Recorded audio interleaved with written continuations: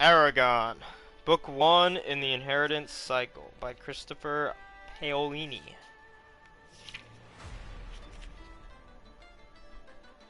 This book is dedicated to my mom for showing me the magic in the world, to my dad for revealing the man behind the curtain, and also to my sister, Angela, for helping when I'm blue.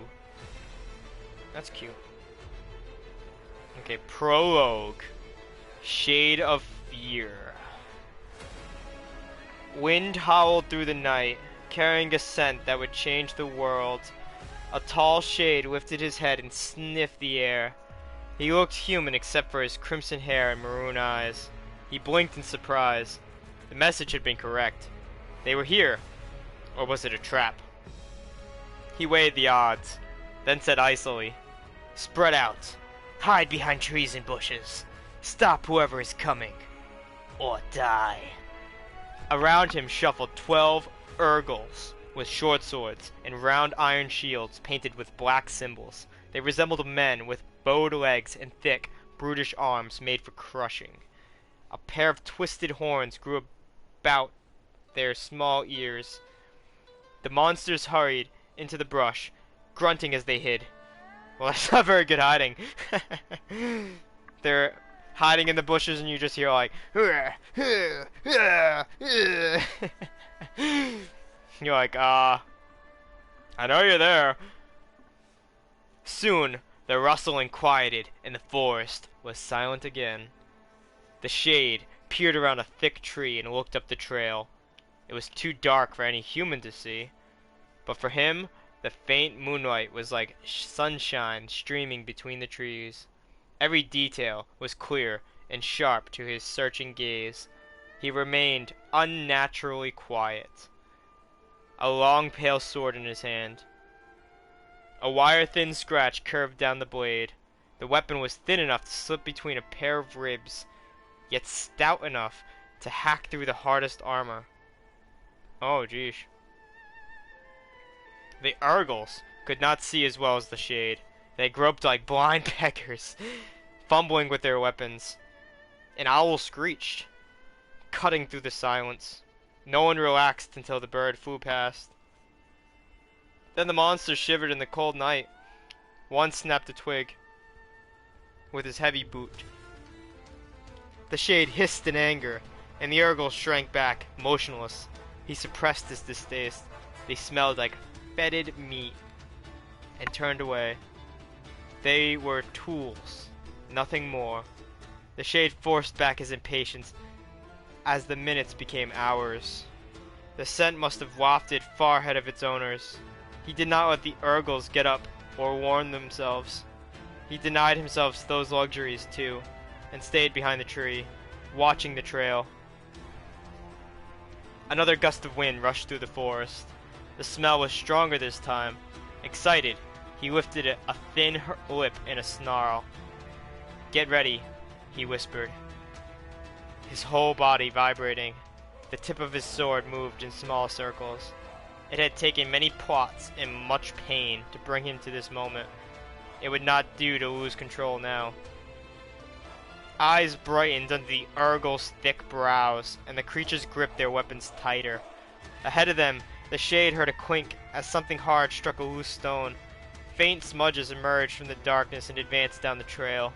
3 white horses with riders cantered toward the ambush, their heads held high and proud, their coats rippling in the moonlight like liquid silver. On the first horse was an elf with pointed ears and elegantly slanted eyebrows. His build was slim but strong, like a rapier.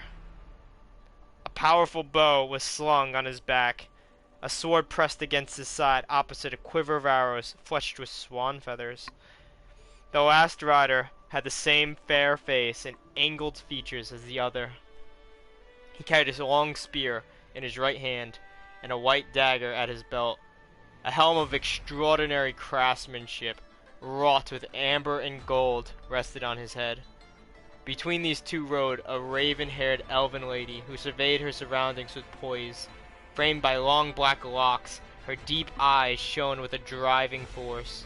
Her clothes were unadorned, yet her beauty was undiminished.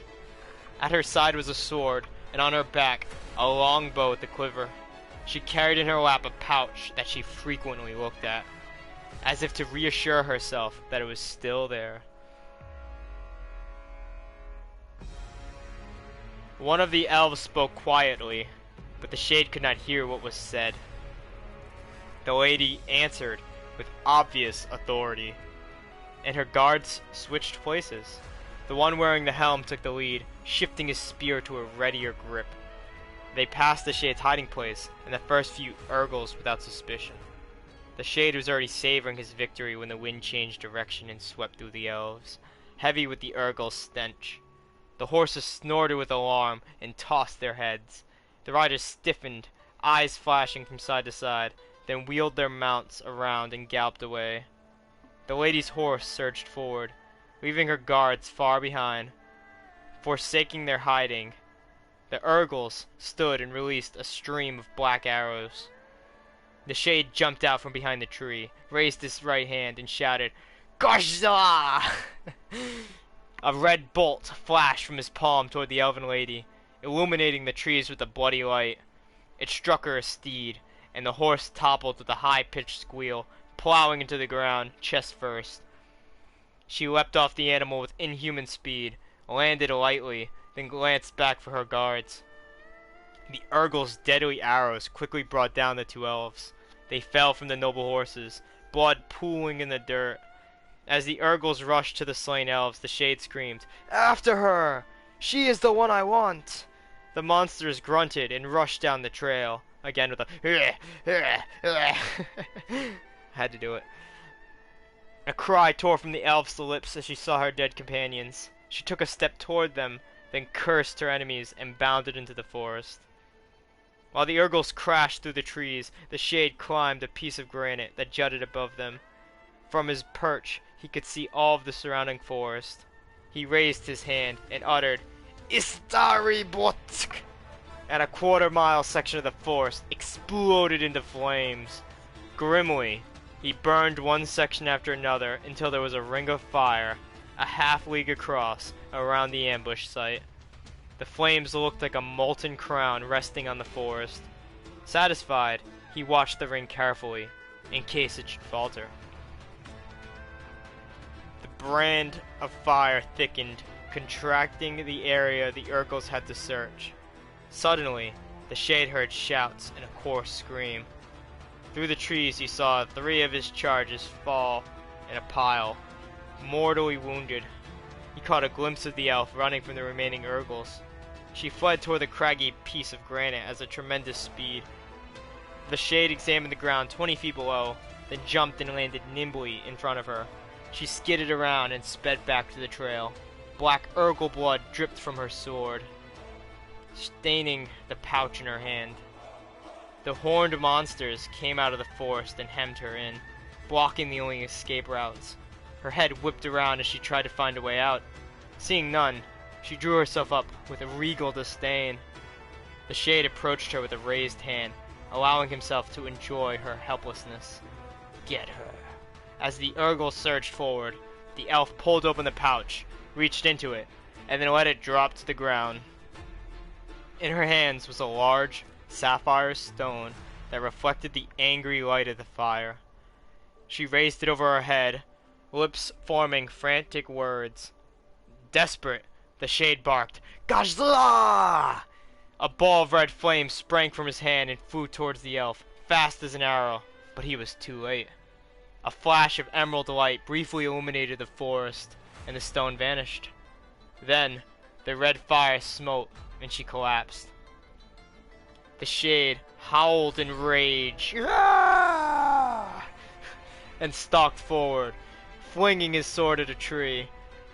It passed halfway through the trunk, where it stuck, quivering. He shot 9 bolts of energy from his palm, which killed all the Urgles instantly, then ripped his sword free and strode to the elf. Prophecies of revenge, spoken in a wretched language only he knew, rolled from his tongue. He clutched his thin hands and glanced at the sky. The cold stars stared back, unwinking, otherworldly watchers. Disgust curled his lip before he turned back to the unconscious elf. Her beauty, which would have entranced any mortal man, held no charm for him. He confirmed that the stone was gone, then retrieved his horse from its hiding place among the trees. After tying the elf onto the saddle, he mounted the charger and made his way out of the woods. He quenched the fires in his path, but left the rest to burn. Oh ho ho! The Shade's pissed.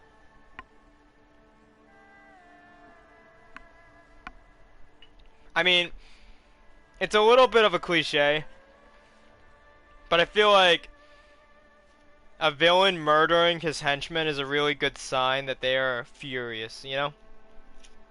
Even though it's a trope, it conveys what they're trying to convey really well. Discovery. Chapter 1. Eragon knelt in a bed of trampled reed grass and scanned the tracks with a practiced eye. The prince told him that the deer had been in the meadow only a half hour before him. Soon they would bed down. His target, a small doe with a pronounced limp in her left forefoot, was still with the herd. He was amazed she had made it so far without a wolf or bear catching her. The sky was clear and dark, and a slight breeze stirred the air. A silvery cloud drifted over the mountains that surrounded him, its edges glowing with ruddy light cast from the harvest moon, cradled between two peaks. Streams flowed down the mountains from stolid glaciers and glistening snowpacks. A brooding mist crept along the valley's floor, almost thick enough to obscure his feet. Eragon was 15, less than a year from manhood. 16's manhood, according to this book. Just saying. Dark eyebrows rested above his intense brown eyes. His clothes were worn from work. A hunting knife with a bone handle was sheathed at his belt, and a buckskin tube protected his yew bow from the mist. He carried a wood frame pack. The deer had led him deep into the spine, a range of untamed mountains that extended up and down the land of Alagasia.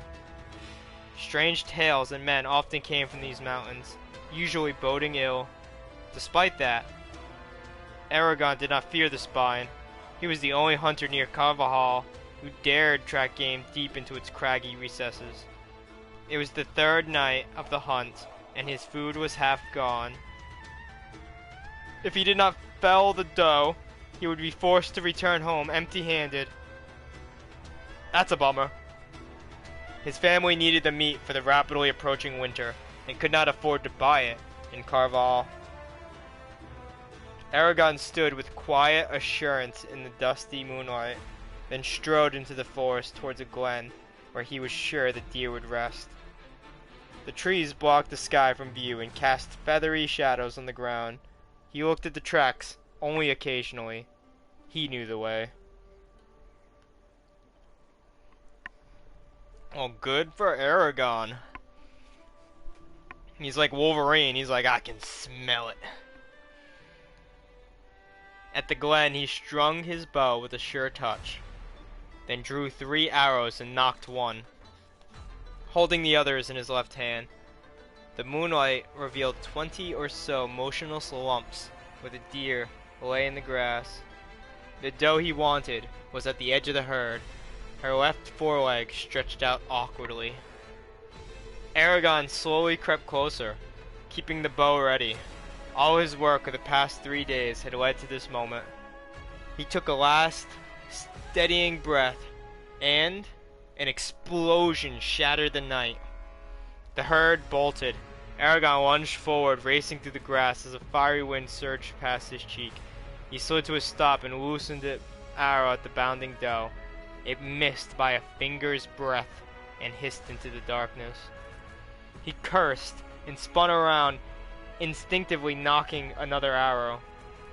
Behind him, where the deer had been, smoldering a large circle of grass and trees.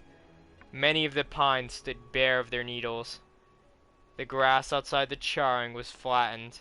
A wisp of smoke curled in the air, carrying a burnt smell.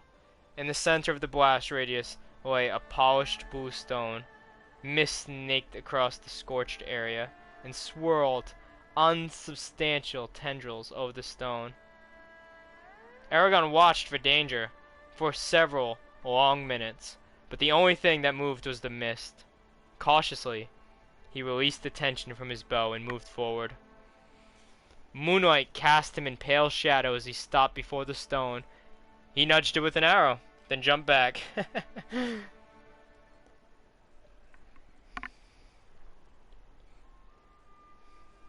Nothing happened. Excuse me. My drink went down the wrong tube for a second there. I'm not dying now, I'm okay. So, what a weird hiccup. Nothing happened, so he warily picked it up. Nature had never polished a stone as smooth as this one. Its flawless surface was dark blue, except for thin veins of white that spiderwebbed across it. The stone was cool and frictionless under his fingers, like hardened silk. Oval and about a foot long, it weighed several pounds, though it felt lighter than it should have. Eragon found the stone both beautiful and frightening. Where did it come from? Does it have a purpose? Then, a more disturbing thought came to him. Was it sent here by accident, or am I meant to have it? If he had learned anything from the old stories, it was to treat magic, and those who used it, with great caution. But what should I do with the stone? It would be tiresome to carry. There was a chance it was dangerous. It might be better to leave it behind. A flicker of indecision ran through him, and he almost dropped it, but something stayed his hand. At the very least, it might pay for some food, he decided with a shrug, tucking the stone into his pack. The glen was too exposed to make a safe camp, so he slipped back into the forest and spread his bedroll beneath the upturned roots of a fallen tree. After a cold dinner of bread and cheese, he wrapped himself in blankets and fell asleep, pondering what had occurred. The sun rose the next morning with a glorious conflagration of pink and yellow. The air was fresh, sweet, and very cold. Oh, sorry, I didn't read the chapter start. This is Palancar Valley. I'm gonna just reread that last sentence. The air was fresh, sweet, and very cold. Ice edged the streams, and small pools were completely frozen over.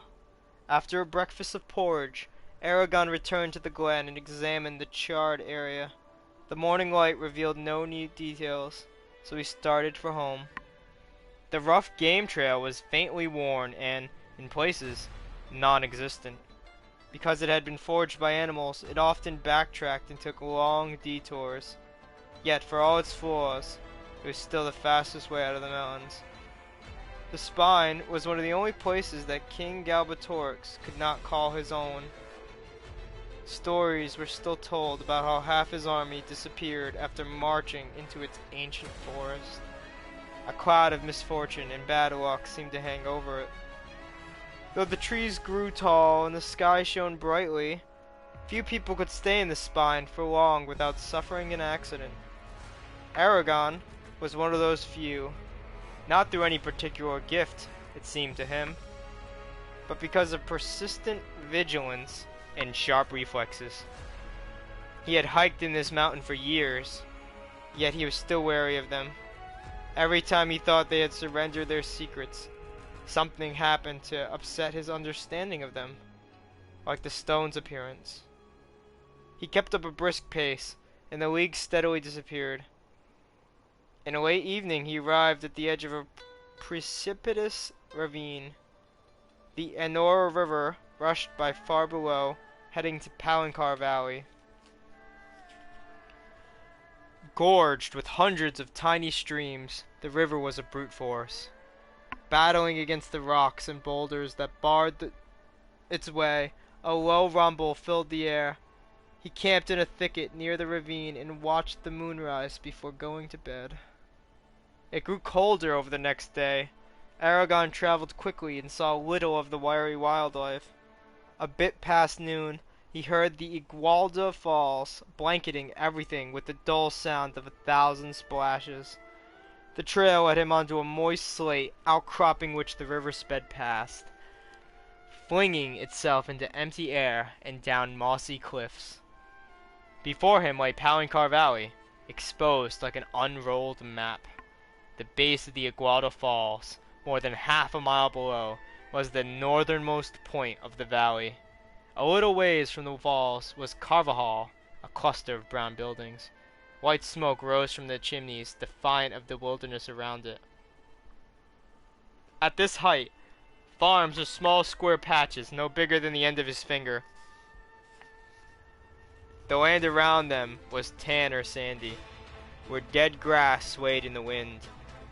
The Enora River wound from the falls toward Palancar's southern end, reflecting great strips of sunlight. Far in the distance it flowed past the village Theron's Fold and the lonely mountain Utgard. Beyond that, he knew only that it turned north and ran to the sea. After a pause, Eragon left the outcropping and started down the trail, grimacing at the descent. When he arrived at the bottom, soft dusk was creeping over everything, blurring colors and shapes into gray masses. Carvajal's lights shimmered nearby in the twilight. The houses cast long shadows. Aside from Theron's Fold, Carvajal was the only village in Palancar Village. The settlement was secluded and surrounded by harsh, yet beautiful land. Few traveled here except merchants and trappers. The village was composed of stout log buildings with low roofs, some thatched, others shingled. Smoke billowed from the chimneys, giving the air a woody smell. The buildings had wide porches where people gathered to talk and conduct business. Occasionally, a window brightened as a candle or lamp was lit. Eragon heard men talking loudly in the evening, while wives scurried to fetch their husbands, scolding them for being late.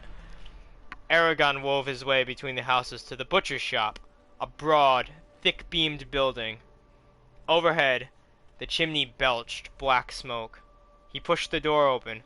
The spacious room was warm and well lit by a fire snapping in a stone fireplace. A bare counter stretched across the far side of the room. The floor was strewn with loose straw.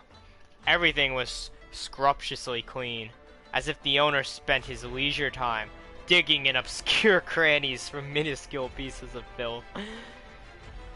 Behind the counter stood the butcher Sloane, a small man. He wore a cotton shirt and a long, blood-stained smock.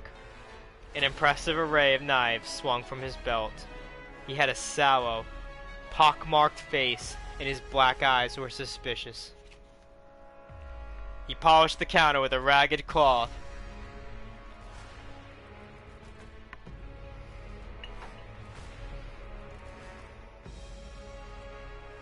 Sloane's mouth twisted as Eragon entered. Well, the mighty hunter joins the rest of us mortals. How many did you bag this time? None, was Eragon's curt reply. He had never liked Sloane. The butcher always treated him with disdain, as if he were something unclean. A widower, Sloane seemed to only care for one person, his daughter, Katrina, on whom he doted. I'm amazed, said Sloane with affected astonishment. He turned his back on Eragon to scrape something off the wall. And that's your reason for coming here? Yes, admitted Eragon uncomfortably. If that's the case, let's see your money. Sloane tapped his fingers when Eragon shifted his feet and remained silent. Come on, either you have it or you don't. Which is it? I don't really have any money, but I do. What? No money? The butcher cut him off sharply. And you expect to buy meat? Are the other merchants giving away their product? Should I just hand you the goods without charges? Besides, he said abruptly, it's late. Come back tomorrow with money. I'm closed for the day. Eragon glared at him. I can't wait until tomorrow, Sloane. It'll be worth your while. I found something to pay you with. He pulled out the stone with the flourish and set it gently in the scarred counter where it gleamed with the light from the dancing flames. Stole it is more likely, muttered Sloane, leaning forward with an interested expression. Ignoring that comment, Eragon asked, will this be enough? Sloane picked up the stone and gauged its weight speculatively. He ran his hand over its smoothness and inspected the white veins. With a calculating look, he set it down. It's pretty, but how much is it really worth? I don't know, Eragon admitted. But no one would have gone to the trouble of shaping it unless it had some value. Obviously, Sloane said with exaggerated patience. But how much value? Since you don't know, I suggest that you find a trader who does, or take my offer of 3 crowns. That's a miser's bargain. It must be worth at least 10 times that, protested Eragon. 3 crowns would not even buy enough meat to last a week. Sloane shrugged. If you don't like my offer, wait until the traders arrive. Either way, I'm tired of this conversation. The traders were a nomadic group of merchants and entertainers who visited Carvajal every spring and winter. They bought whatever excess the villagers and local farmers had managed to grow or make, and sold what they needed to live through another year. Seeds, animals, fabric, and supplies like salt and sugar. But Eragon did not want to wait until they arrived. It could be a while, and his family needed food now. Fine, I accept, he snapped. Good, I'll get you the meat. Not that it matters, but where did you find this? 2 nights ago, in the spine. Get out! Demanded Sloane, pushing the stone away. He stomped furiously to the end of the counter and started scrubbing old bloodstains off a knife. Why? Asked Eragon. He drew the stone closer, as if to protect it from Sloane's wrath. I won't deal with anything you bring back from those damn mountains. Take your sorcerer's stone elsewhere. Sloane's hand suddenly slipped and he cut a finger on the knife, but he seemed not to notice. He continued to scrub, staining the blade with fresh blood. You refuse to sell to me? Yes, unless you pay with coin, Sloane growled and hefted the knife, slithering it away. Go, before I make you. The door behind them slammed open. Eragon whirled around, ready for more trouble. In stomped Horst, a hulking man. Sloane's daughter, Katrina, a tall girl of 16, trailed behind him, with a determined expression. Eragon was surprised to see her. She usually absented herself from any arguments involving her father. Sloane glanced at them warily, then started to accuse Eragon. He won't. Quiet, announced Horst in a rumbling voice, crackling his knuckles at the same time. He was Carvajal's smith, as his thick neck and scarred leather apron attested. His powerful arms were bare to the elbow. A great expanse of hairy, muscular chest was visible through the top of his shirt. A black beard, carelessly trimmed, roiled and knotted like his jaw muscles. Sloane, what have you done now? Nothing. He gave Eragon a murderous glare, then spat. This boy came in here and started badgering me. I asked him to leave, but he won't budge. I even threatened him, and he still ignores me. Sloane seemed to shrink as he looked at Horst. Is this true? Demanded the smith. No, replied Eragon. I offered this stone as payment for some meat, and he accepted it. When I told him I found it in the spine, he refused to touch it. What difference does it make where it came from? Horst looked at the stone cautiously, then returned his attention to the butcher. Why won't you trade with him, Sloane? I've no love for the spine myself, but if it's a question of the stone's worth, I'll back it with my own money. The question hung in the air for a moment. Then Sloane licked his lips and said, This is my store! I can do whatever I want! Katrina stepped out from behind Horst and tossed back her auburn hair like a spray of molten copper. Father, Eragon is willing to pay. Give him the meat and we can have supper. Sloane's eyes narrowed dangerously. Go back to the house. This is none of your business. I said go. Katrina's face hardened. Then she marched out of the room with a stiff back. Eragon watched with disapproval, but dared not interfere. Horst tugged at his beard before saying reproachfully, Fine, you can deal with me. What were you going to get, Eragon? His voice reverberated through the room. As much as I could. Horst pulled out a purse and counted out a pile of coins. Give me your best roasts and steaks. Make sure that it's enough to fill Eragon's pack. The butcher hesitated, his gaze darting between Horst and Eragon. Not selling to me would be a very bad idea, stated Horst.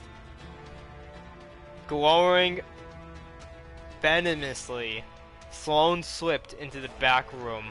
A frenzy of chopping, rapping, and low cursing reached them. After several uncomfortable minutes, he returned with an armful of wrapped meat. His face was expressionless as he accepted Horst's money, then proceeded to clean his knife, pretending that they were not there. Horst scooped up the meat and walked outside. Eragon hurried behind him, carrying his pack and his stone. The crisp night air rolled over their faces, refreshing after the stuffy shop. Thank you, Horst. Uncle Garo will be pleased. Horst laughed quietly. Don't thank me. I've wanted to do that for a long time. Sloane's a vicious troublemaker. It does him good to be humbled. Katrina heard what was happening and ran to fetch me. Good thing I came. The two of you were almost at blows. Unfortunately, I doubt he'll serve you or any of your family the next time you go, even if you do have coin. Why did he explode like that? We've never been friendly, but he's always taken our money. And I've never seen him treat Katrina that way, said Eragon, opening the top of his pack. Horst shrugged. Ask your uncle. He knows more about it than I do. Eragon stuffed the meat into his pack. Well, now I have one more reason to hurry home, to solve this mystery. Here. This is rightfully yours. He proffered the stone. Horst chuckled. No. You keep your strange rock. As for payment, I'll breach plans to leave for Feinster next spring. He wants to become a master smith, and I'm going to need an assistant. You can come and work off the debt in your spare day. Well, that's pretty cool, him. He fed Eragon's family. He got a little revenge on the jackass butcher, and yeah, now Eragon's got a job. Keep him a little busy so he's not wandering the forest aimlessly, getting into magical trouble. Seems like a great deal. Eragon bowed slightly, delighted. Horst had two sons, Albric and Baldur, both of whom worked in his forge. Taking one's place was a generous offer. Again, thank you. I look forward to working with you. He was glad that there was a way for him to pay Horst. His uncle would never accept charity. Then Eragon remembered what his cousin had told him before he had left on the hunt. Roran wanted me to give Katrina a message, but since I can't, can you tell her? Of course. He wants her to know that he'll come into town as soon as the merchants arrive, and that he will see her then. Is that all? Eragon was slightly embarrassed. No, but he also wants her to know that she is the most beautiful girl he has ever seen, and that he thinks of nothing else. Horst's face broke into a broad grin, and he winked at Eragon. Getting serious, isn't he? Yes, sir, Eragon answered with a quick smile. Could you also give her my thanks? It was nice of her to stand up to her father for me. I hope that she isn't punished for it. Roran would be furious if I got her in trouble. I wouldn't worry about it. Sloane doesn't know that she called me, so I doubt he'll be too hard on her. But before you go, will you sup with us? I'm sorry, but I can't. Garo is expecting me, said Eragon, tying off the top of his pack. He hoisted it onto his back and started down the road. raising his hand in farewell. The meat slowed him down, but he was eager to be home, and renewed vigor filled his steps. The village ended abruptly, and he left its warm lights behind. The pearlescent moon peeked over the mountains, bathing the land in a ghostly reflection of daylight. Everything looked bleached and flat.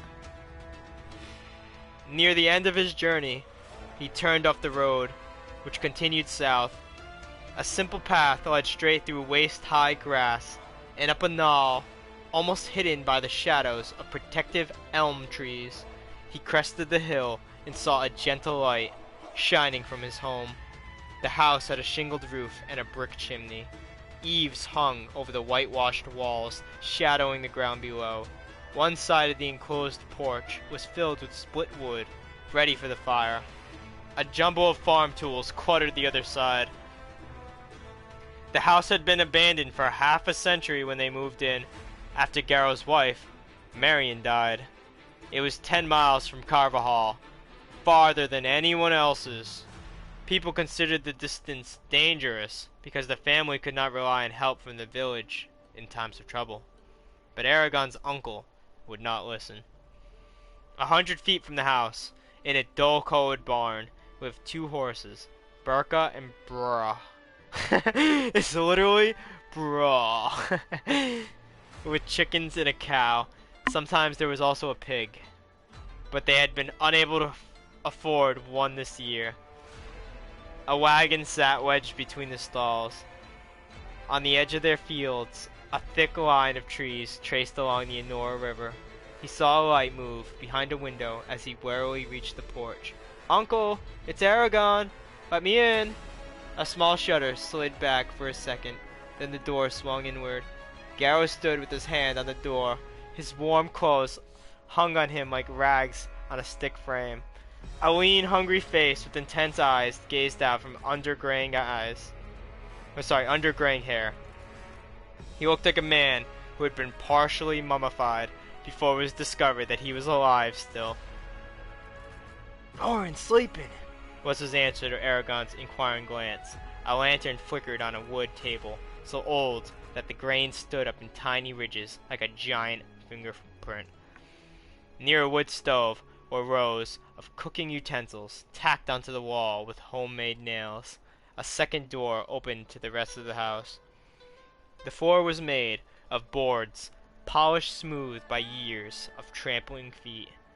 Eragon pulled off his pack and took out the meat. "What's this? Did you buy meat? Where did you get the money?" asked his uncle, harshly, as he saw the wrapped packages. Eragon took a breath before answering. "No. Horst bought it for us." "You let him pay for it? I told you before, I won't beg for our food. If we can't feed ourselves, we might as well move out of town. Before you can turn around twice, they'll be sending you used clothes and asking if we'll be able to get through the winter." Garrow's face paled with anger. "I didn't accept charity," snapped Eragon. "Horst agreed to let me work off the debt this spring. He needs someone to help him because Albriach is going away." "And where will you get the time to work for him? Are you going to ignore all the things that need to be done here?" asked Garrow, forcing his voice down. Eragon hung his bow and quiver on hooks beside the door. "I don't know how I'll do it," he said irritably. "Besides, I found something that could be worth some money." He set the stone on the table. Garrow bowed over it. The hungry look on his face became ravenous, and his fingers moved with a strange twitch. "You found this in the spine?" "Yes," said Eragon. He explained what had happened. "And to make matters worse, I lost my best arrow. I'll have to make more." They stared at the stone in the near darkness. "How is the weather?" asked his uncle, lifting the stone, his hands tightening around it like he was afraid of it. "Cold," Eragon replied. "It didn't snow, but it froze each night." Garrow looked worried with the news. "Tomorrow, you'll have to help pick Roran from harvesting the barley. If we can get the squash picked too, the frost won't bother us." He passed the stone to Eragon. "Here, keep it. When the traders come, we'll find out what it's worth. Selling it is probably the best thing to do. The less we're involved with magic, the better." Why did Horse pay for the meat? It took only a moment for Eragon to explain his argument with Sloane. I just don't understand what angered him. Garrow shrugged. Sloane's wife is Myra, went over to the Agald de I'm sorry. Trying to say these weird words in this accent is killing me. I'm gonna start that over. Sloane's wife is Mira, went over to the Agalda Falls a year before they were brought here. He hasn't been near the spine since, nor has anything to do with it. But that's no reason to refuse payment. I think he wanted to give you good trouble. Eragon swayed blearily and said, "Ah, it's good to be back." Garrow's eyes softened and he nodded. Eragon stumbled to his room, pushed a stone under his bed, then fell onto the mattress. Home. For the first time since before the hunt, he relaxed completely as sleep overtook him. Next chapter, Dragon Tales.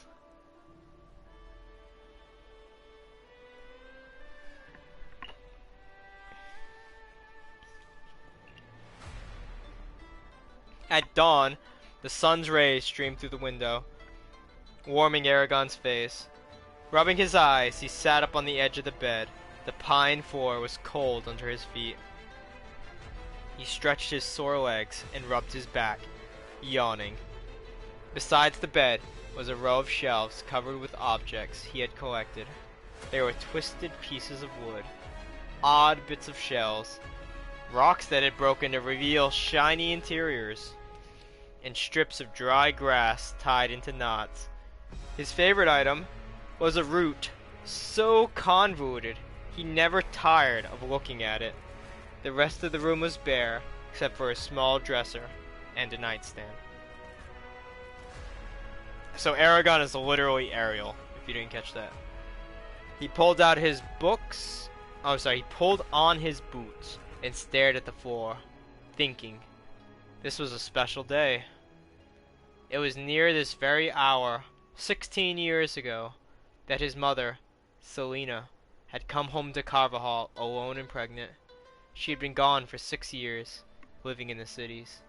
When she returned, she wore expensive clothes, and her hair was bound by a net of pearls. She had sought out her brother, Garrow, and asked her to stay with him until the baby arrived. Within 5 months, her son was born. Everyone was shocked when Selena tearfully begged Garrow and Marion to raise him. When they asked why, she only wept and said, "I must." Her pleas had grown increasingly desperate until they finally agreed. She named him Eragon, then departed early the next morning and never returned. Eragon still remembers how he felt when Marion told him the story before she died. The realization that Garrow and Marion were not his real parents had disturbed him greatly. Things that had been permanent and unquestionable were suddenly thrown into doubt. Eventually, he had to learn to live with it, but he always had a nagging suspicion that he had not been good enough for his mother. I'm sure there was a good reason for what she did. I only wish I knew what it was. One other thing bothered him. Who was his father? Selena had told no one, and whoever it might be had never come looking for Eragon. He wished that he knew who it was, if only to know his name. It would be nice to have a heritage. He sighed and went to the nightstand, where he splashed his face, shivering as the water ran down his neck. Refreshed, he retrieved the stone from under the bed and set it on a shelf. The morning light caressed it, throwing a warm shadow on the wall. He touched it one more time, then hurried to the kitchen, eager to see his family. Garrow and Roran were already there, eating chicken. As Eragon greeted them, Roran stood with a grin. Roran was 2 years older than Eragon, muscular, sturdy, and careful with his movements. They could not have been closer even if they had been real brothers. Roran smiled. "I'm glad you're back. How was the trip?" "Hard," replied Eragon. "Did Uncle tell you what happened?"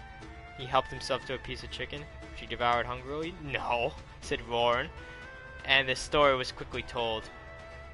At Roran's insistence, Eragon left his food to show him the stone.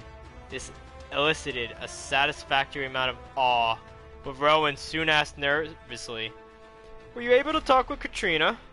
"No, there wasn't an opportunity after the argument with Sloane. But she'll expect you when the traders come. I gave the message to Horst. He'll get it to her." "You told Horst?" said Rowan, incredulously. "That was private. If I wanted everyone to know about it, I could have built a bonfire and used smoke signals. If Sloane finds out, he won't let me see her again." "Horst will be discreet," assured Eragon. "He won't let anyone fall prey to Sloane, least of all you."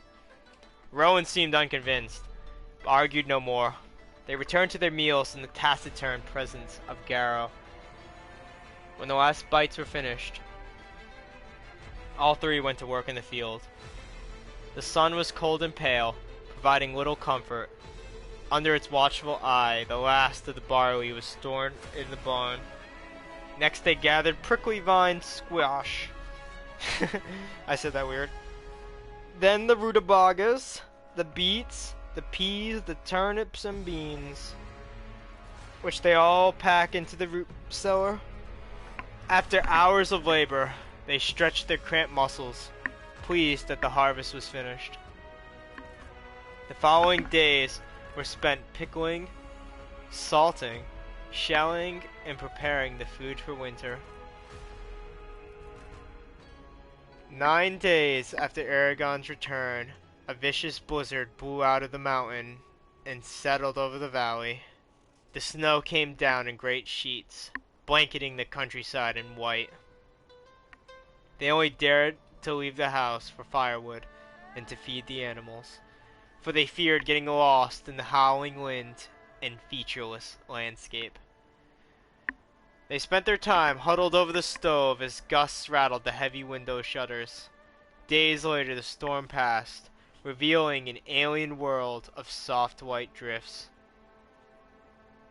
"I'm afraid the traders may not come out this year, with conditions this bad. They're late as it is. We'll give them a chance and wait before going to Gaval. But if they don't show soon, we'll have to buy any spare supplies from the townspeople." His countenance was resigned. They grew anxious as the days crept by without sign of the traders. Talk was sparse, and depression hung over the house. On the 8th morning, Rowan walked to the road and confirmed that the traders had not yet passed. The day was spent readying for the trip into Carvajal, scrounging with grim expressions for saleable items. That evening, out of desperation, Eragon checked the road again. He found deep ruts cut into the snow, with numerous hoofprints between them. Elated, he ran back to the house, whooping, bringing new life to their preparations. They packed their surplus product into the wagon before sunrise. Garrow put the year's money in a leather pouch that he carefully fastened to his belt. Eragon set the wrapped stone between bags of grain so it would not roll when the wagon hit bumps. After a hasty breakfast, they harnessed the horses and cleared a path to the road. The traders' wagons had already broken the drifts, which sped their progress. By noon, they could see Carvajal. In daylight, it was a small, earthy village filled with shouts and laughter. The traders had made camp in an empty field, on the outskirts of town. Groups of wagons, tents, and fires were randomly spread across it, spots of color against the snow. The troubadours' 4 tents were garishly decorated. A steady stream of people linked the camp to the village. Crowds churned around a line of bright tents and booths clogging the main street. Horses whined at the noise. The snow had been pounded flat, giving it a glassy surface. Elsewhere, bonfires had melted it. Roasted hazelnuts added a rich aroma to the smells wafting around them. Garrow packed the wagon and picketed the horses, then drew coins from his pouch. "Get yourself some treats, Roran. Do what you want. I'll only be at horse in time for supper. Eragon, bring the stone and come with me." Eragon grinned at Roran and pocketed the money, already planning how to spend it. Roran departed immediately, with a determined expression on his face. Garrow led Eragon into the throng, shouldering his way through the bustle. Women were buying cloth, while nearby their husbands examined a new latch, hook, or tool. Children ran up and down the road shrieking with excitement. Knives were displayed here, spices there, and pots were laid out in shiny rows next to leather harnesses. Eragon stared at the traders curiously. They seemed less prosperous than last year. Their children had a frightened, wary look, and their clothes were patched. The gaunt men carried swords and daggers with a new familiarity, and even the women had poniards belted at their waists. What could have happened to make them like this? And why are they so late? Wondered Eragon. He remembered the traders as being full of good cheer, but there was none of that now. Garrow pushed down the street, searching for Murloc, a trader who specialized in odd trinkets and pieces of jewelry. They found him behind a booth, displaying brooches to a group of women. As each new piece was revealed, exclamations of admiration followed. Eragon guessed that more than a few purses would soon be depleted. Murloc seemed to flourish and grow every time his wares were complimented. He wore a goatee, held himself with ease, and seemed to regard the rest of the world with slight contempt. The excited group prevented Garrow and Eragon from getting near the trader, so they settled on a step and waited. As soon as Murloc was unoccupied, they hurried over. "And what might you, sirs, want to look at?" asked Murloc. "An amulet or trinket for a lady?" With a twirl, he pulled out delicately carved silver rose of excellent workmanship. The polished metal caught Eragon's attention, and he eyed it appreciatively. The trader continued, "Not even for 3 crowns, though. It has come all the way from the famed craftsman of Bellatona." Garrus spoke in a quiet voice. "We aren't looking to buy, but to sell." Murloc immediately covered the rose and looked at them with new interest. "I see.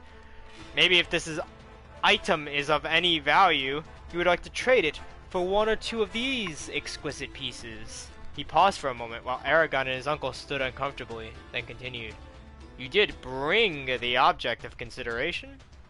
"We have it, but we would rather show it to you elsewhere," Garrow said in a firm voice. Murloc raised an eyebrow, but spoke smoothly. "In that case, let me invite you into my tent." He gathered up his wares and gently laid them in an iron-bound chest, which he locked. Then he ushered them up the street and into the temporary camp. They wound between the wagons to a tent removed from the rest of the traders. It was crimson at the top and sable at the bottom, with thin triangles of color stabbing into each other. Murloc untied the opening and swung the flap to one side. Small trinkets and strange pieces of furniture, such as a round bed and 3 seats carved from tree stumps, filled the tent. A gnarled dagger with a ruby in the pommel rested on a white cushion. Murloc closed the flap and turned to them. "Please, seat yourselves." When they had, he said, "Now, show me why we are meeting in private." Eragon unwrapped a stone and set it between the 2 men. Murloc reached for it with a gleam in his eye, then stopped and asked, "May I?" When Garrow indicated his approval, Murloc picked it up. He put the stone in his lap and reached to one side for a thin box, opened it, revealing a large set of copper scales, which he set on the ground. After weighing the stone, he scrutinized its surface under a jeweler's glass, tapped it gently with a wooden mallet, and drew the point of a tiny clear stone over it. He measured its length, and diameter, then recorded the figures on a slate. He considered the results for a long while. "Do you know what this is worth?" "No," admitted Garrow. His cheek twitched, and he shifted uncomfortably on the seat. Murloc grimaced. "Unfortunately, neither do I. But I can tell you this much. The white veins are the same material as the blue that surrounds them, only a different color. What that might be, though, I haven't a clue. It's harder than any rock I have ever seen. Harder even than a diamond. Whoever shaped it used tools I have never seen, or magic. Also, it's hollow." "What?" exclaimed Garrow. An irritated edge crept into Murloc's voice. "Did you ever hear a rock sound like this?" He grabbed the dagger from the cushion and slapped the stone from the flat of the blade. A pure note filled the air, then faded away smoothly. Eragon was alarmed, afraid that the stone had been damaged. Murloc tilted the stone toward them. "You will find no scratches or blemishes where the dagger struck." I doubt I could do anything to harm this stone, even if I took a hammer to it. Garrow crossed his arms with a reserved expression. A wall of silence surrounded him. Eragon was puzzled. I knew that the stone appeared in the spine through magic, but made by magic? What for and why? He blurted. "But what is it worth?" "I can't tell you that," said Murloc in a pained voice. "I am sure there are people who would pay dearly to have it, but none of them are in Carvajal. You would have to go to the southern cities to find a buyer. This is a curiosity for most people, not an item to spend money on when practical things are needed." Garrow stared at the tent ceiling like a gambler calculating the odds. "Will you buy it?" The trader answered instantly. "It's not worth the risk. I might be able to find a wealthy buyer during my spring travels, but I can't be certain. Even if I did, you wouldn't be paid until I returned next year. No, you'll have to find someone else to trade with. I am curious, however. Why did you insist on talking in private?" Eragon put the stone away before answering. "Because," he glanced at the man, wondering if he would explode like Sloane, "I found this in the spine, and folks around here don't like that." Murloc gave him a startled look. "Do you know why my fellow merchants and I were late this year?" Eragon shook his head. "Our wanderings had been dogged with misfortune. Chaos seems to rule Algazia. We could not avoid illness, attacks, and the most cursed black luck. Because the Varden's attacks have increased, Galbatorix has forced cities to send more soldiers to the borders, men who are needed to combat the Urgals. The brutes have been migrating southeast toward the Hedarak Desert. No one knows why, and it wouldn't concern us, except that they're passing through populated areas. They've been spotted on roads and near cities. Worst of all, of reports of a shade. Though the stories are unconfirmed, not many people survive such an encounter." "Why haven't we heard of this?" "Because it only began a few months ago. Whole villages have been moved because Urgals destroy their fields and starvation threatens." "Nonsense," growled Garrow. "We haven't seen any Urgals. The only one around here has his horns mounted in Morn's Tavern." Murloc arched an eyebrow. "Maybe so, but this is a small village hidden by mountains. It's not surprising that you've escaped notice. However, I wouldn't expect that to last. I only mention this because strange things are happening here. As well, if you found such an unknown stone in the spine." With that sobering statement, he bid them farewell with a bow and a slight smile. Garrow headed back to the Carvajal with Eragon trailing behind. "What do you think?" asked Eragon. Oh, I said that in Garrow's voice. You should put who's saying it before the text. TED Talk. Okay, moving on. Eragon dodged through the crowd and happily dashed back to the wagon. Trading would take his uncle hours, time that he planned to enjoy fully. He hid the stone under the bags, then set out into town with a cocky stride. He walked from one booth to another, evaluating the goods with a buyer's eye, despite his meager supply of coins. when he talked with the merchants. They confirmed what Murloc had said about the instability in Algasia. Over and over the message was repeated. Last year's security had deserted us. New dangers have appeared, and nothing is safe. Later in the day, he bought 3 sticks of malt candy and a small piping hot cherry pie. The hot food felt good after hours of standing in the snow. He licked the sticky syrup from his fingers, regretfully, wishing for more, then sat on the edge of the porch and nibbled a piece of candy. 2 boys from Carvajal wrestled nearby, but he felt no inclination to join them. As the day descended into late afternoon, the traders took their business into people's homes. Eragon was impatient for evening, when the troubadours would come out to tell stories and perform tricks. He loved hearing about magic, gods, and if they were especially lucky, the dragon riders. Carvel had its own storyteller, Brahm, a friend of Eragon's, but his tales grew old over the years, whereas the troubadours always had new ones that he listened to eagerly. Just 1 second.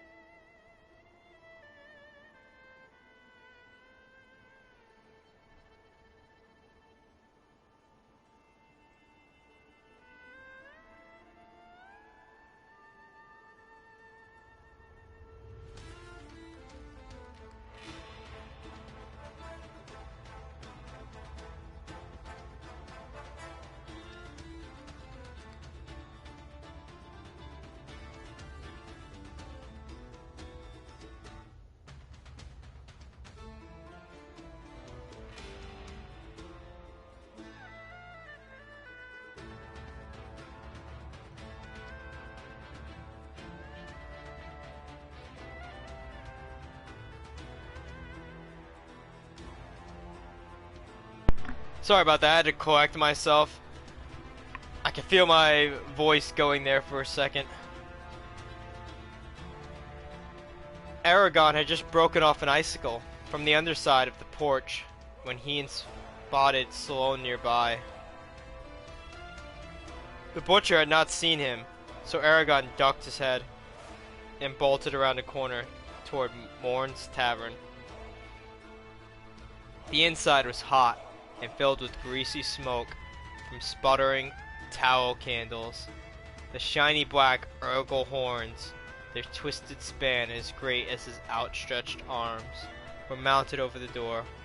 The bar was long and low, with a stack of staves on one end for customers to carve. Morn tended the bar, his sleeves rolled up to his elbows. The bottom half of his face was short and mashed, as if he had rested his chin on a grinding wheel. People crowded solid oak tables and listened to 2 traders who had finished their business early and had come in for beer. Morn looked up for a mug he was cleaning. Eragon! Good to see you. Where is your uncle? Buying, said Eragon with a shrug. He's going to be a while. And Roran? Is he here?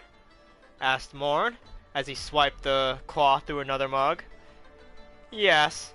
No sick animals to keep him back this year. Good, good. Eragon gestured at the 2 traders. Who are they? Grain buyers. They bought everyone's seed at ridiculously low prices, and now they're telling wild stories expecting us to believe them. Eragon understood why Morn was so upset. People need that money. We can't get by without it. What kind of stories? Morn snorted. They say the Warden have formed a pact with the Urgles and are amassing an army to attack us. Supposedly. It's through the grace of our king that we've been protected so long, as if Galbatorix would care if we burned to the ground. Go listen to them. I have enough on my hands without explaining their lies.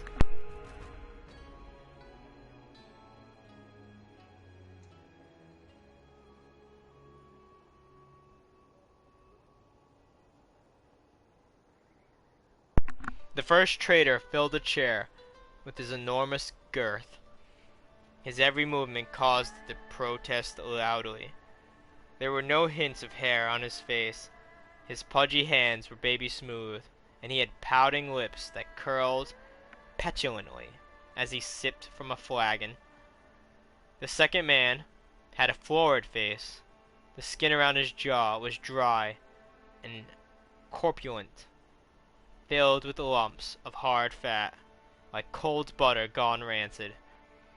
Contrasted with his neck and jowls, the rest of his body was unnaturally thin. The first traitor vainly tried to pull back his expanding borders to fit within the chair. He said, "No, no, no, you don't understand. It's only through the king's unceasing efforts on your behalf that you are able to argue with us in safety. If he, in all his wisdom, were to withdraw that support, woe unto you." Someone hollered, "Right! Why don't you go tell us the riders have returned, and you've each killed 100 elves? Do you think we're children to believe in your tales? We can take care of ourselves." The group chuckled.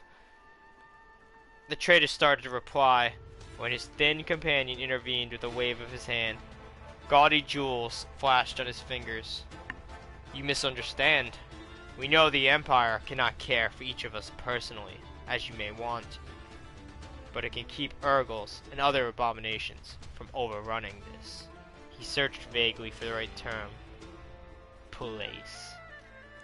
The traitors continued, "You're angry with the Empire for treating people unfairly, a legitimate concern, but the government cannot please everyone. There will inevitably be arguments and conflicts. However, the majority of us have nothing to complain about. Every country has some small group of malcontents who aren't satisfied with the balance of power." "Yeah," called the woman, "if you're willing to call the Varden small." The fat man sighed. "We already explained that the warden has no interest in helping you. That's only a falsehood perpetrated by the traitors, an attempt to disrupt the Empire and convince us that the real threat is inside, not outside, our borders. All they want to do is overthrow the king and take possession of our land. They have spies everywhere as they prepare to invade. You never know who might be working for them." Eragon did not agree, but the traitor's words were smooth and people were nodding. He stepped forward and said, "How do you know this? I can say that clouds are green. That doesn't mean it's true. Prove you aren't lying." The two men glared at him while the villagers waited silently for the answer. The thin traitor spoke first and avoided Eragon's eyes. "Aren't you children taught respect? Or do you let boys challenge men whenever they want to?" The listeners fidgeted and stared at Eragon. Then a man said, "Answer the question." "It's only common sense," said the fat one, sweat beading on his upper lip. His reply riled the villagers, and the dispute resumed. Eragon returned to the bar with a sour taste in his mouth. He never before met anyone who favored the Empire and tore down its enemies.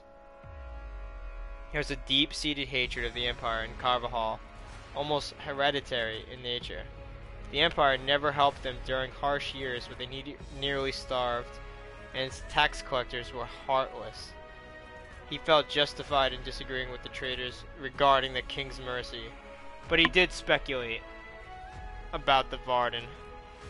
The Varden were a rebellious group that constantly raided and attacked the Empire. It was a mystery who their leader was, or who had formed them in the years following Galbatorix's rise to power over a century ago.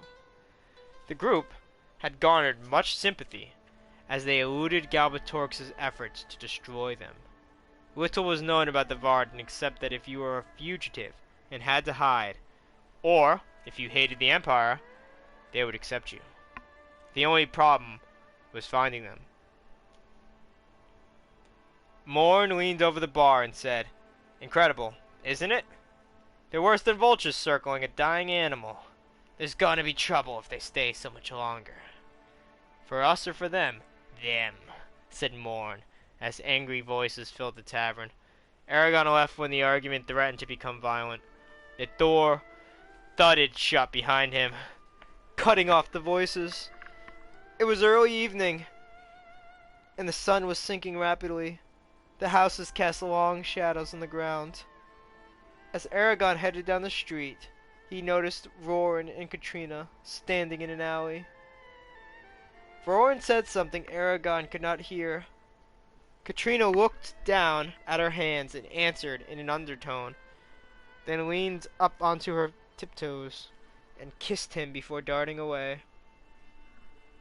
Eragon trotted to Roran and teased, "Having a good time?" Roran grunted non-committally as he paced away. "Have you heard the trader's news?" asked Eragon. Most of the villagers were indoors, talking to traders and waiting until it was dark enough for the troubadours to perform. "Yes," Roran seemed distracted. "What do you think of Salone?" "I thought it was obvious. There'll be blood between us when he finds out about Katrina and me." The sky had turned gray. He could think of nothing appropriate to say. Roran was right. He clasped his cousin on the shoulder as they continued down the byway. Dinner at Horse was hearty. The room was full of conversation and laughter. Sweet cordials and heavy ales were consumed in copious amounts, adding to the boisterous atmosphere. When the plates were empty, Horst's guests left the houses and strolled to the field where the traders were camped. A ring of poles topped with candles had been stuck into the ground around a large clearing. Bonfires blazed in the background, painting the ground with dancing shadows. The villagers slowly gathered around the circle and waited expectantly in the cold. The troubadours came tumbling out of their tents, dressed in tasseled clothing, followed by older and more stately minstrels. The minstrels provided music and narration as their younger counterparts acted out the stories. The first plays were pure entertainment, bawdy and full of jokes, pratfalls, and ridiculous characters. Later, however, when the candles sputtered in the sockets and everyone was drawn together into a tight circle, the old storyteller, Brom, stepped forward. A knotted white beard rippled over his chest. Brom stepped forward. A long black cape was wrapped around his bent shoulders, obscuring his body. He spread his arms with hands that reached out like talons and recited thus: "The sands of time cannot be stopped. Years pass whether we will them or not, but we can remember. What has been lost may yet live on in memory. That which you hear is imperfect and fragmented, yet treasure it. For without you, it does not exist. I give you now a memory that has been forgotten, hidden in the dreamy gaze that lies behind us." His keen eyes inspected the interested faces. His gaze lingered on Eragon, last of all.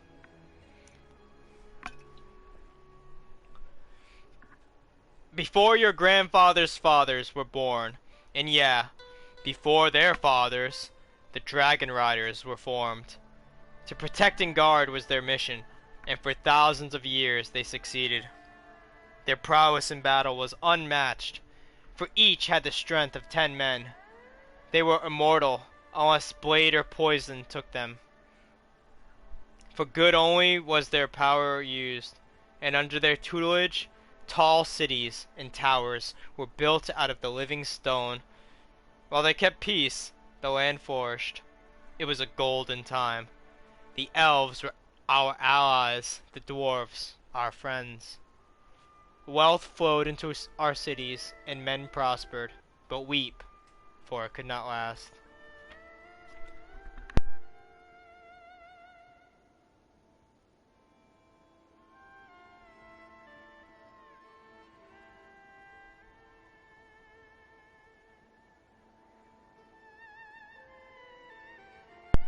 Brahm looked down silently.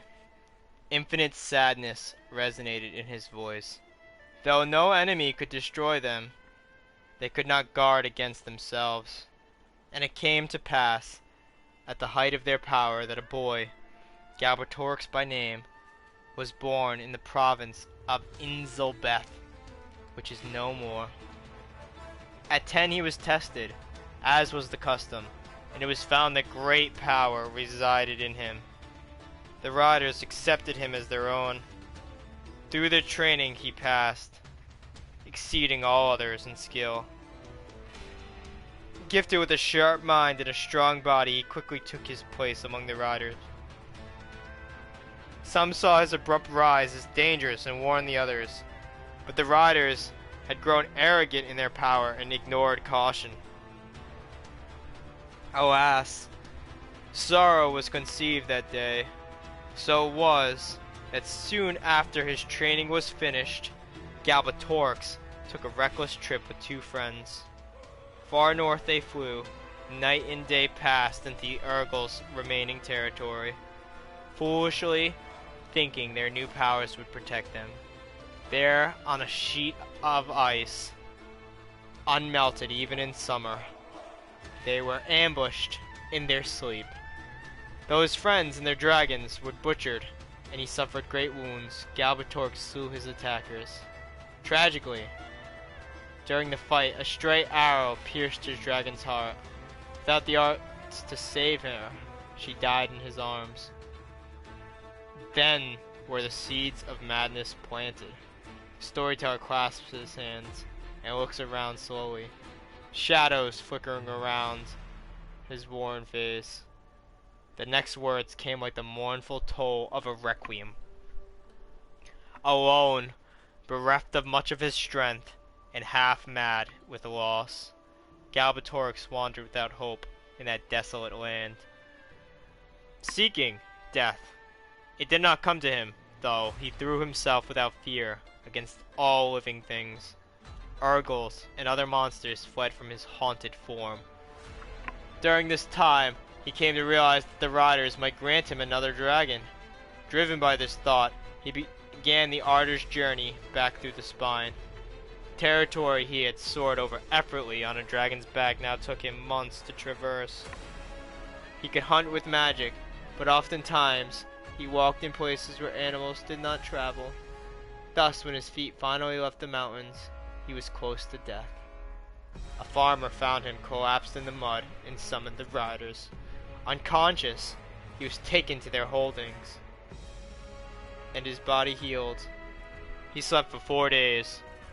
Upon awakening, he gave no sign of his fevered mind.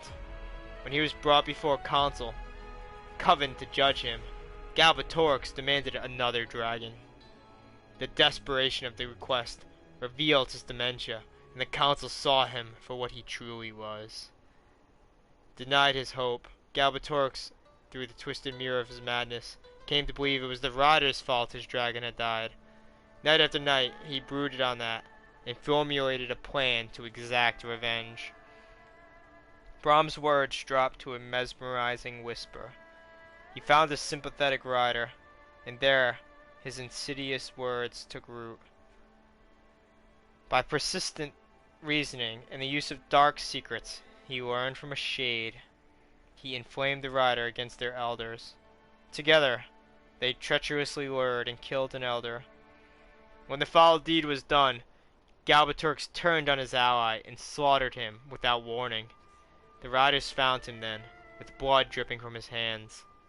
A scream tore from his lips, and he fled into the night. As he was cunning in his madness, they could not find him.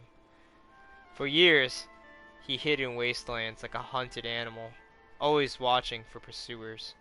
His atrocity was not forgotten, but over time, searches ceased.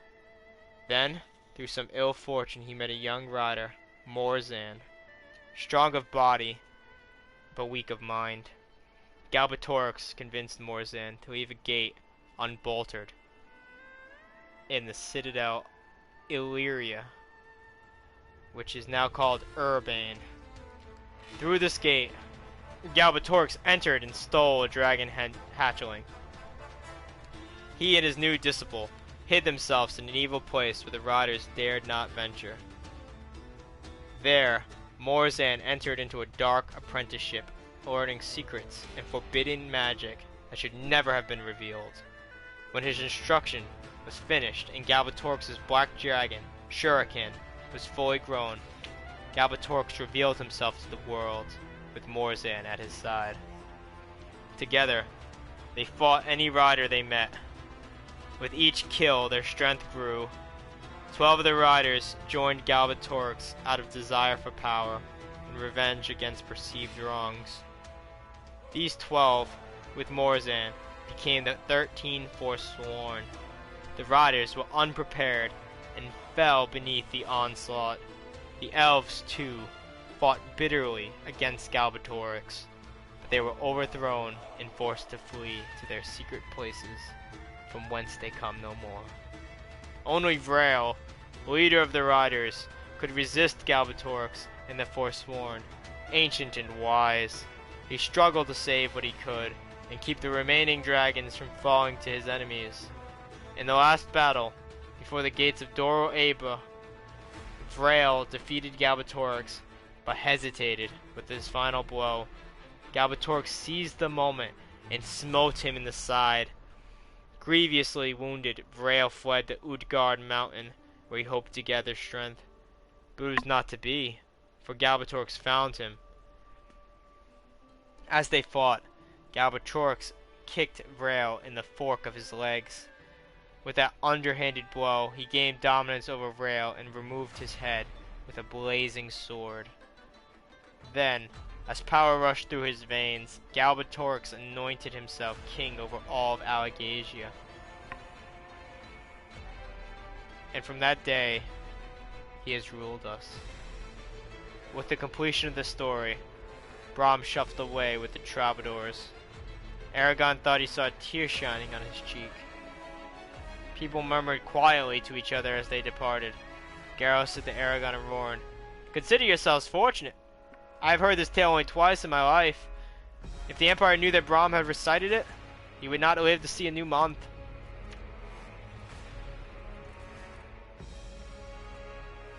Whoa. Well, there you guys have it. You got a month to live now that you've heard my tale.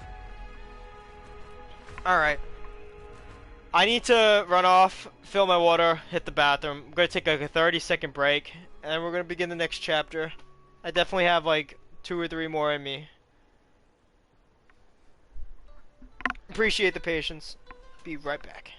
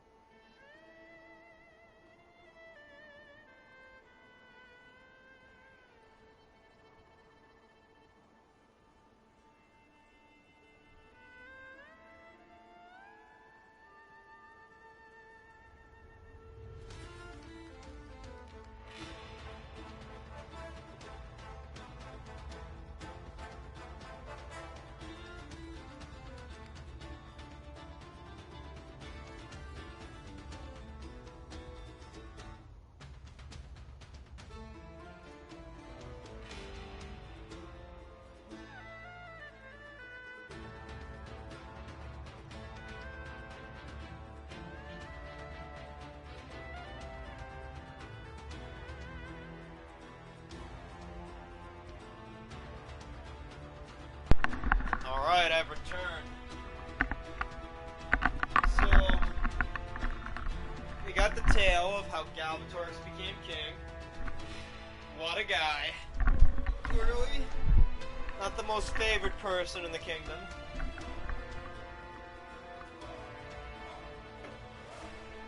I really like that, that his dragon is named Shuriken, though. That's pretty awesome. Cannot argue with that.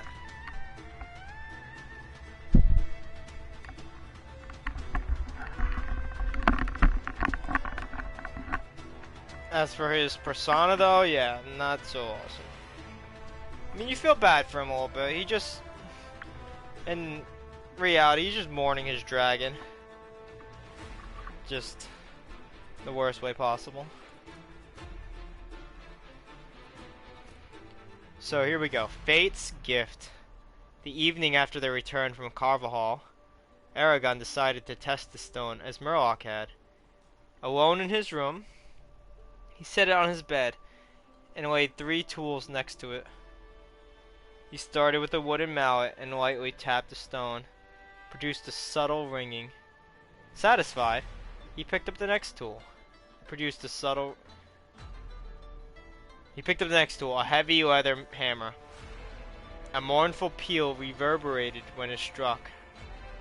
Lastly, he pounded a small chisel against it. The metal did not chip or scratch the stone, but it produced the clearest sound yet. As the final note died away, he thought he heard a faint squeak. Murloc said the stone was hollow. There could be something of value inside.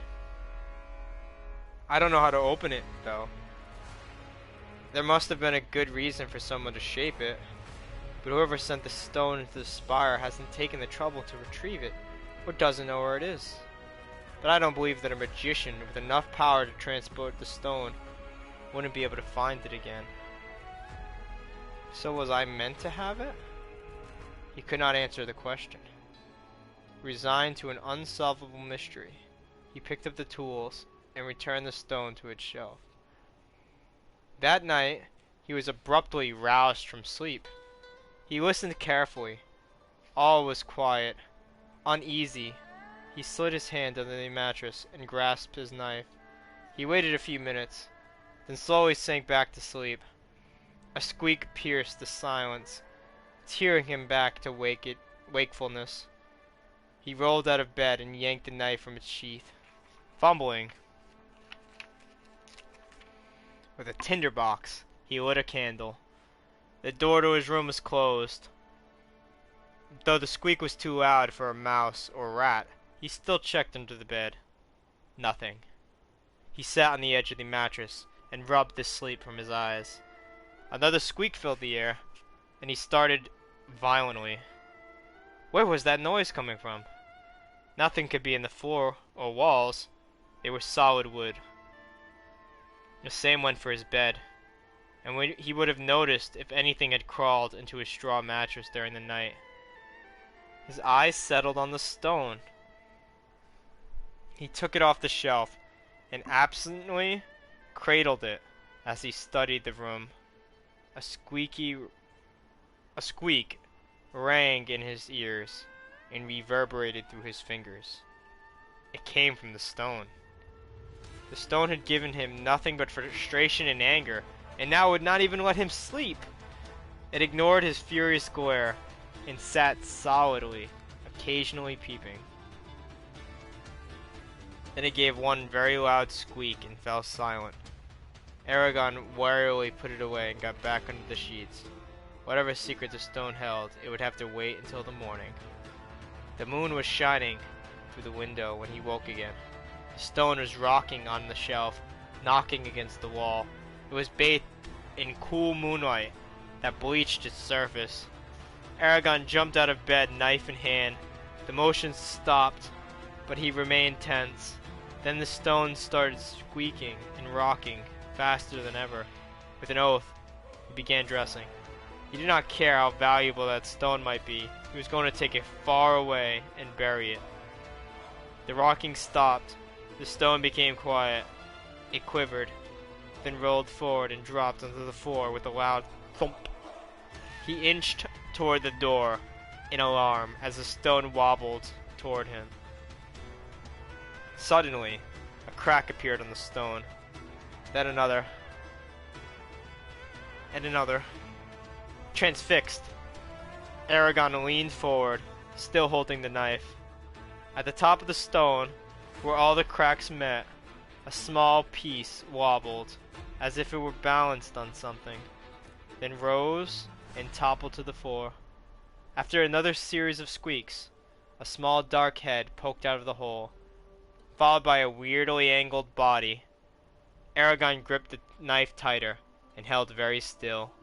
Soon the creature was all the way out of the stone. It stayed in place for a moment, then skittered in the moonlight. Eragon recoiled in shock. Standing in front of him, licking off the membrane that encased it, was a dragon.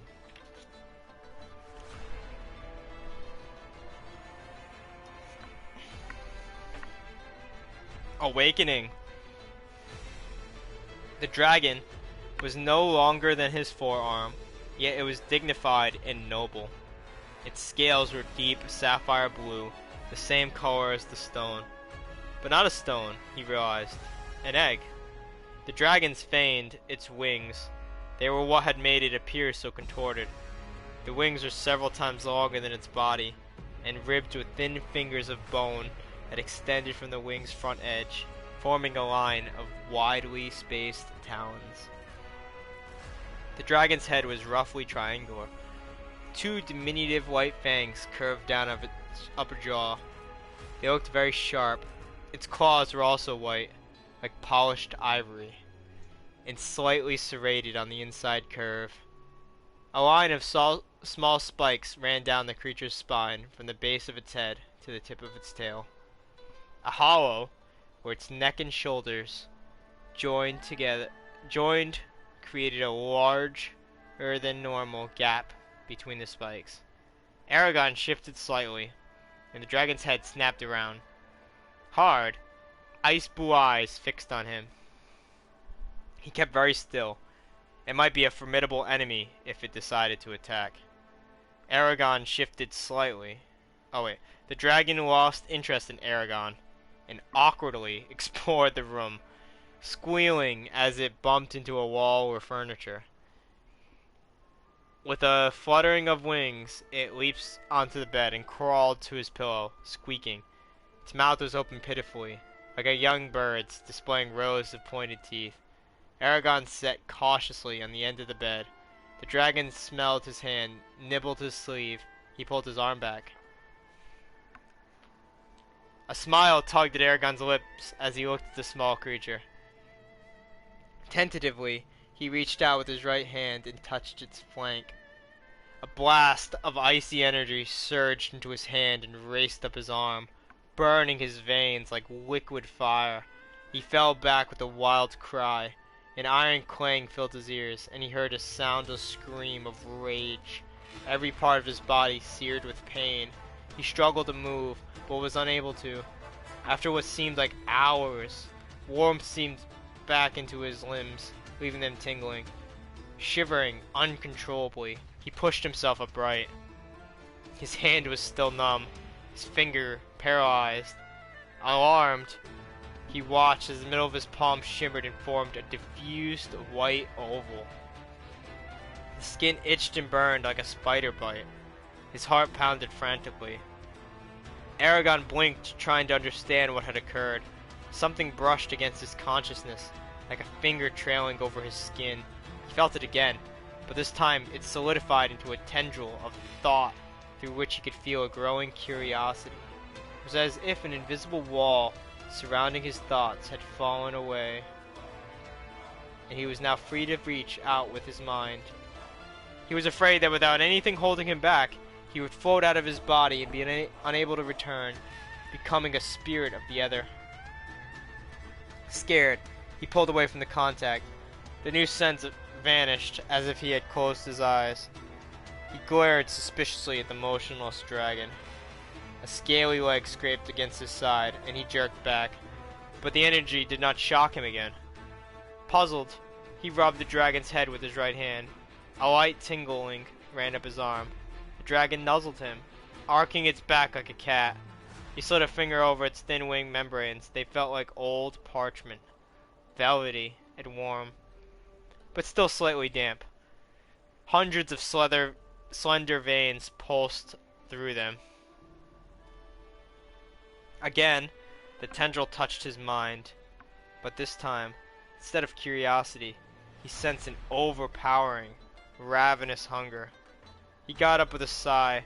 This was a dangerous animal, of that he was sure, yet it seemed so helpless, crawling on his bed. He could only wonder if there was any harm in keeping it. The dragon wailed in a reedy tone as it looked for food. Eragon quickly searched its head to keep it quiet. I'll think about this later, he decided, and left the room, carefully closing the door. Returning with 2 strips of dried meat, he found the dragon sitting on the windowsill, watching the moon. He cut the meat into small squares and offered one to the dragon. He smelled the square cautiously, then jabbed its head forward like a snake and snatched the meat from his fingers, swallowing it whole with a peculiar jerk. The dragon prodded Eragon's hand for more food. He fed it, careful to keep his fingers out of the way. By the time there was only 1 square left, the dragon's belly was bulging. He proffered the last piece. The dragon considered it for a moment, then lazily snapped it up. Done eating, it crawled onto his arm and curled against his chest. Then it snorted, a puff of dark smoke rising from its nostrils. Eragon looked at it with wonder. Just when he thought the dragon was asleep, a low humming came from its vibrating throat. Gently, he carried it to the bed and set it by his pillow. The dragon, eyes closed, wrapped its tail around the bedpost contentedly. Eragon lay next to it, flexing his hand in the near darkness. He faced a painful dilemma. By raising a dragon, he could become a rider. Myths and stories about riders were treasured, and being one would automatically place him among legend. However, if the Empire discovers the dragon, he and his family would be put to death unless he joined the king. No one could, or would, help them. The simplest solution was just to kill the dragon, but the idea was repugnant, and he rejected it. Dragons were too revered for him to even consider that. Besides, what could betray us, he thought. We live in a remote area and have done nothing to draw attention. The problem was convincing Garrow and Rowan to let him keep the dragon. Neither of them would care to have a dragon around. I could raise it in secret. In a month or 2, it'll be too large for Garrow to get rid of. Will he accept it? Even if he does, can I get enough food for the dragon while it's hiding? It's no larger than a small cat, but it ate an entire can full of meat. I suppose I'll be able to hunt for itself eventually, but how long until then? Will it be able to survive the cold outside? All the same, he wanted the dragon. The more he thought about it, the surer he was. However, things might work out with Garrow. Eragon would do everything he could to protect it. Determined, he fell asleep with the dragon cradled against him. When dawn came, the dragon was sitting atop his bedpost, like an ancient sentinel welcoming the new day. Eragon marveled at its cool color. He had never seen such a clear, hard blue. Its scales were like hundreds of small gemstones. He noticed that the white oval on his palm, where he had touched the dragon, had a silvery sheen. He hoped he could hide it by keeping his hands dirty. That is a weird technique. Oh, yeah, I'm just always working, you know? Never gonna have clean hands again just so I can disguise the fact that I have a dragon. Hey, if it works, I guess. The dragon launched off the post and glided to the floor. Eragon picked it up and left the quiet house, pausing to grab meat. several leather strips, and as many rags as he could carry. The crisp morning was beautiful. A fresh layer of snow covered the farm. He smiled as the small creature looked around with interest from the safety of his arms. Hurrying across the fields, he walked silently into the dark forest, searching for a safe place for the dragon to stay. Eventually, he found a rowan tree, standing alone on a barren knoll, its branches snow-tipped that reached down toward the sky. He set the dragon down by the base of the trunk and shook the leather onto the ground. With a few deft movements, he made a noose and slipped it over the dragon's head as it explored the snowy clumps surrounding the tree. The leather was worn, but it would hold. He watched the dragon crawl around, then untied the noose from its neck and fashioned a makeshift harness for its legs so the dragon would not strangle itself. Next, he gathered an armful of sticks and built a crude hut high in the branches, layering the inside with rags and stashing the meat. Snow fell on his face as the tree swayed. He hung more rags over the front of the shelter to keep heat inside. "Please," he surveyed his work. "Time to show you your new home," he said, and lifted the dragon up into the branches. It wiggled, trying to get free, then clambered into the hut, where it ate a piece of meat, curled up, and blinked coyly at him. "You'll be fine as long as you stay in here," he instructed. The dragon blinked again. Sure that it had not understood him, Eragon groped with his mind until he felt the dragon's consciousness. Again he had the terrible feeling of openness, of a space so large it pressed down on him like a heavy blanket. Summoning him strength, he focused on the dragon and tried to impress on it one idea. "Stay here." The dragon stopped moving and cocked its head at him. He pushed harder. "Stay here." A dim acknowledgement came tentatively through the link, but Eragon wondered if it really understood. After all, it's only an animal. He retreated from the contact with relief and felt the safety of its own mind envelop him. Eragon left the tree, casting glances backward. The dragon stuck its head out of the shelter and watched with large eyes as he left. After a hurried walk home, he sneaked back into his room to dispose of the egg fragments. He was sure Garrow and Roran would not notice the egg's absence. It had faded from their thoughts after they learned it could not be sold. When his family got up, Roran mentioned that he had heard some noises during the night, but, to Eragon's relief, did not persist on the issue. Eragon's enthusiasm made the day go by quickly. The mark on his hand proved easy to hide, so he soon stopped worrying about it. Before long, he headed down back to the Rowan, carrying sausages he had pilfered from the cellar. With apprehension, he approached the trees.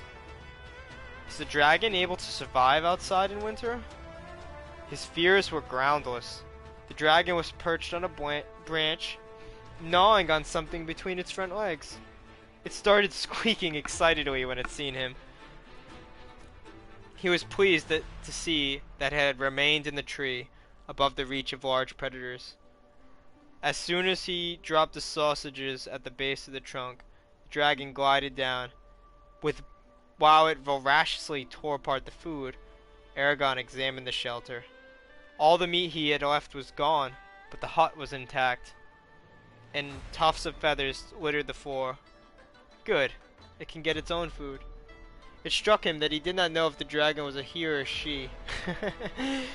He lifted it and turned it over, ignoring its squeals of displeasure, but was unable to find any distinguishing marks.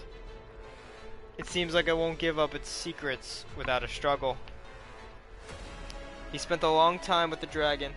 He untied it, set it on his shoulder, and went to explore the woods. The snow-laden trees watched over them like solemn pillars of a great cathedral. In that isolation, Eragon showed the dragon what he knew about the forest, not caring if it understood his meaning. It was the simple act of sharing that mattered. He talked to it continuously. The dragon gazed back at him with bright eyes, drinking in his words. For a while, he just sat with it resting in his arms and watched it with wonder, still stunned by recent events. Eragon started for home at sunset, conscious of two hard, blue eyes drilling into his back, indignant at being left behind. That night, he brooded about all the things that could happen to a small and unprotected animal. Thoughts of ice storms and vicious animals tormented him. It took hours for him to find sleep. His dreams were of foxes and wolves tearing at the dragon with bloody teeth. In the sunrise glow, Eragon ran from the house with food and cloth, extra insulation for the shelter. He found the dragon awake and safe, watching the sunrise from high in the tree. He fervently thanked all the gods, known and unknown. The dragon came down to the ground as he approached and leapt into his arms. Huddling close to his chest, the cold had not harmed it, but it seemed frightened. A puff of dark smoke blew out of its nostrils. He stroked it comfortingly and sat with his back to the rowan, murmuring softly. He kept still as the dragon buried its head in his coat. After a while, it crawled out of his embrace and onto his shoulder. He fed it, then wrapped the new rags around the hut. They played together for a time, but Eragon had to return to the house before long. A smooth routine was quickly established. Every morning, Eragon ran out to the tree and gave the dragon breakfast, before hurrying back. During the day, he attacked his chores until they were finished, and he could visit the dragon again. Both Garrow and Rora noticed his behavior and asked him why he spent so much time outside. Eragon just shrugged and started checking to make sure he was not followed to the tree. After the first few days, he stopped worrying that a mishap would befall the dragon. Its growth was explosive. It would soon be safe from most dangers. The dragon doubled in size in the first week. 4 days later, it was as high as his knee.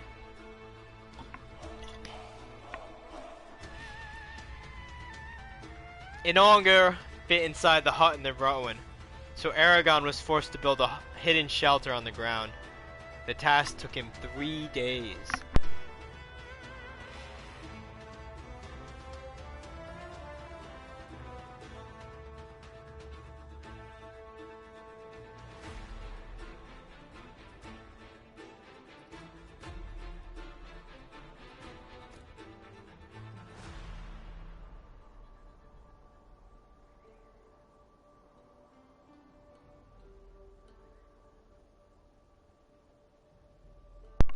Sorry about that. Need to get myself together. I think this is going to be the last chapter I can read for you. I'll probably come back on and play some video games later. When the dragon was a fortnight old, Eragon was compelled to let it roam free because it needed so much food. The first time he untied it, only the force of his will kept it from following him back to the farm. Every time it tried, he pushed it away with his mind until it learned to avoid the house and its other inhabitants. And he impressed on the dragon the importance of hunting only in the spine, where there was less chance of it being seen. Farmers would notice if game started disappearing from Palancar. It made him feel both safer and uneasy when the dragon was so far away. The mental contact he shared with the dragon waxed stronger each day. He found that although it did not comprehend words, it could communicate with it through images or emotions. It was an imprecise method, however, and he was often misunderstood. The range at which they could touch each other's thoughts expanded rapidly. Soon Eragon could contact the dragon anywhere within 3 leagues, and he often did so. The dragon, in turn, would lightly brush against his mind. These mute conversations filled his working hours. There was always a small part of him connected to the dragon, ignored at times, but never forgotten. When he talked with people, the contact was distracting, like a fly buzzing in his ear. As the dragon matured, its squeaks deepened into a roar, and the humming became a low rumble. Yet the dragon did not breathe fire, which concerned him. He had seen it blow smoke when it was upset, but there was never a hint of flame. When the month ended, Eragon's elbow was level with the dragon's shoulder. In that brief span, it had transformed from a small, weak animal to a powerful beast. Its hard scales were as tough as chainmail armor, its teeth like daggers. Eragon took long walks in the evening with the dragon, padding beside him. When they found the clearing, he would settle against the tree and watch the dragon soar through the air. He loved to see it fly, and regretted that it was not yet big enough to ride. He often sat beside the dragon and rubbed its neck, feeling sinews and corded muscles flex under his hands. Despite Eragon's efforts, the forest around the farm filled with signs of the dragon's existence. It was impossible to trace all the huge, 4-clawed footprints sunk deep in the snow, and he refused even to try to hide the giant dung heaps that were becoming far too common. The dragon had rubbed against trees, stripping off the bark, and had sharpened its claws on dead logs, leaving gashes inches deep. If Garo or Roran went too far beyond the farm's boundaries, they would discover the dragon. Eragon could imagine no worse way for the truth to come out, so he decided to preempt it by explaining everything to them. He wanted to do 2 things first, though: give the dragon a suitable name and learn more about dragons in general. To that end, he needed to talk with Braum, master of epics and legends, the only place where dragon lore survived. So when Roran went to get a chisel repaired in Carvajal, Eragon volunteered to go with him. The evening before they left, Eragon went to a small clearing in the forest and called the dragon with his mind. After a moment, he saw a fast-moving speck in the dusty sky. The dragon dived toward him, pulled up sharply, then leveled off above the trees. He heard a low-pitched whistle as air rushed over its wings. It banks as it... Sorry, I don't think I read that right. It confused me. It banked slowly to his left and spiraled gently down to the ground. The dragon backflip.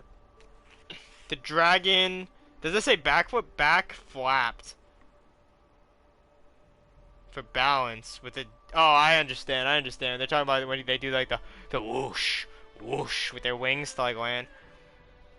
With a deep, muffled thwump as it landed.